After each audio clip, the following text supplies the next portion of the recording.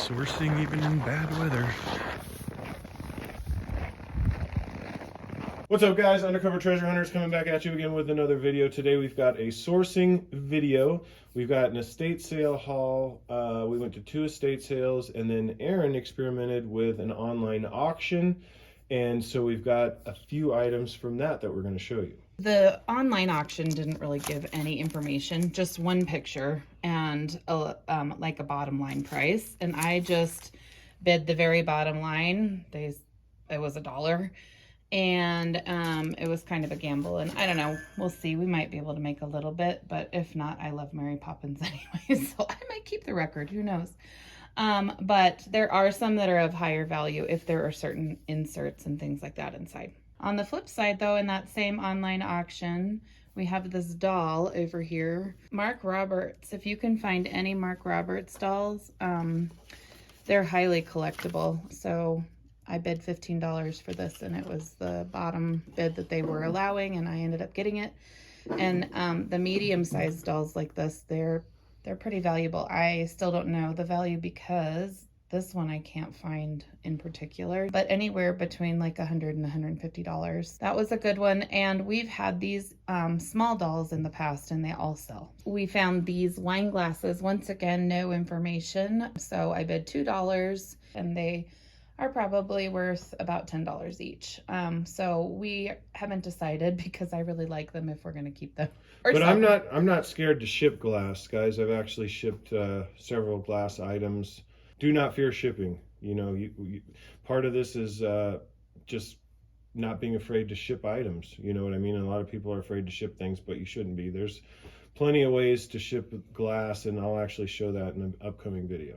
Okay, so next we went to an estate sale, guys, and I saw these motocross gloves. They're vintage 90s, and I thought, oh, those are pretty cool. And it was a 50% off day at this estate sale. So I ended up paying $2.50 for these gloves.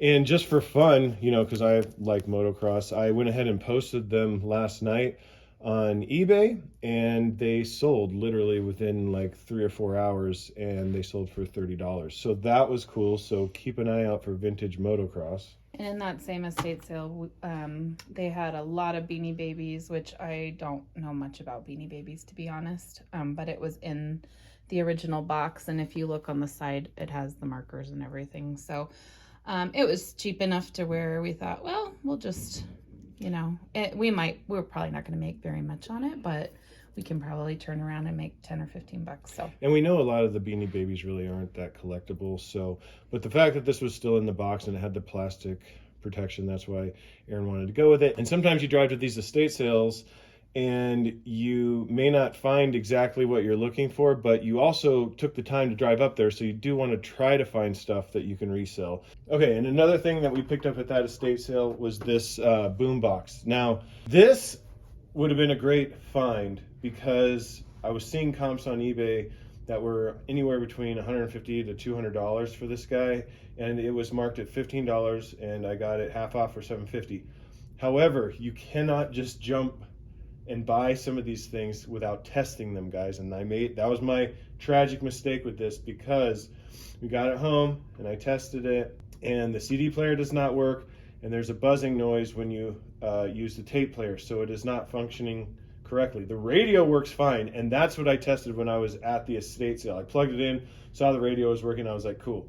But I didn't actually go through all the functions, and that was my mistake here. But you can sometimes get excited when you find stuff like this and you forget to actually test them while you're there. So this will probably be sold for parts if I can't fix it. I may take just a little bit of time just to see if I can't fix it. And if I can't, I'm just gonna sell it for parts, and I still think we could probably get between 30 and 40 for this. The German mugs, and they were 50 cents each. And they're actually really cool because they have something to do with the German Winter Festival. And so just for the lot of them for $1.50, I thought, well, somebody might think those are pretty cool. Instant cookie and patty shells, that just was one of those things that I found that was nostalgic for me. The rosettes were a cookie that my aunts used to make for Christmas, but also it's in the original box, that Nordic Ware box, and they do sell. People do look for these. So I've never made these cookies, but kind of seems like it would be fun to try too. Also at this estate sale, I found a few cool items here.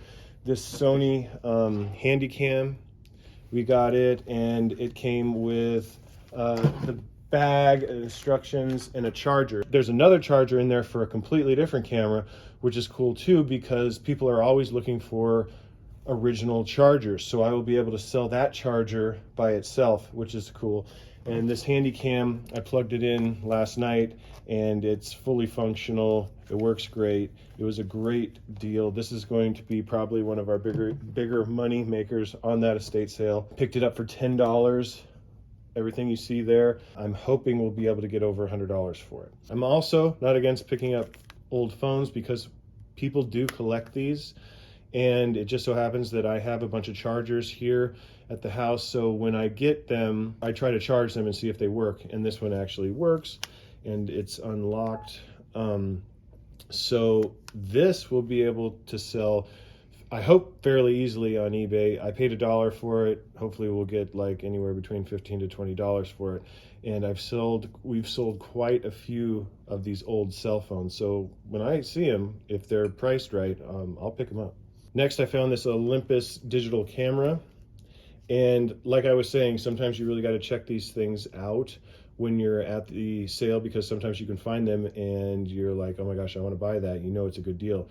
And the trick is making sure that either it has its original battery, or that it can take like AA's, AAA's type of thing. Because if you get one without a battery, or it cannot take regular batteries, you're pretty much, it's a waste of time if you ask me, because I'm sitting on a couple cameras that I have that do not have batteries, cannot accept regular batteries, and they're just sitting. Nobody's buying them. But when they work, we've found certain models, people will buy old digital cameras.